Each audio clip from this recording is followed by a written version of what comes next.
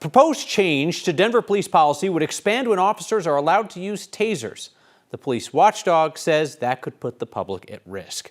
We begin with 9 News reporter Ria Jha, who has details on this proposal and the pushback. Ria.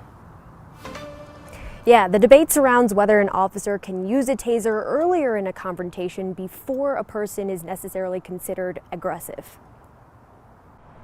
The Denver Police Department is looking to change its use of force policy. I had several concerns regarding the new policy. But the department's watchdog has a bone to pick with those proposed changes. Yes, watchdog is the term that is used quite often. Elizabeth Perez-Castle runs the Office of the Independent Monitor. This week, they issued a report. We issued that report based upon a Denver Police Department draft policy regarding a new taser. DPD now wants to lower the threshold for when officers can deploy a taser. Currently, the taser is used in instances of what's called active aggression. Meaning someone is threatening or attempting to hurt an officer or another person. The lesser degree of force is known as defensive resistance. The proposed rule would allow officers to use a taser on people who are resisting them or trying to get away, but don't necessarily present a threat, something they categorize as defensive resistance. The concern is that will put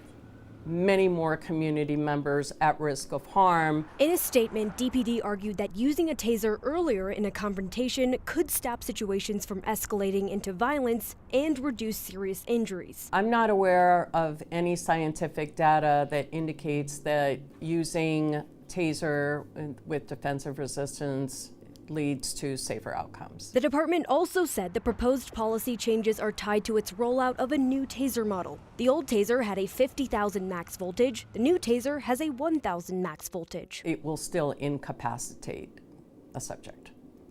That's the purpose. In her report, she suggests that DPD restarts the process and involve the people they serve. The current use of force policy was put together based upon a task force of community members. They should follow that process again. DPD said it mistakenly published its policy before the Office of the Independent Monitor had a chance to issue its recommendations, so DPD rescinded that, and they are now reviewing those recommendations. Reporting live in Denver, Ria Jha, 9 News.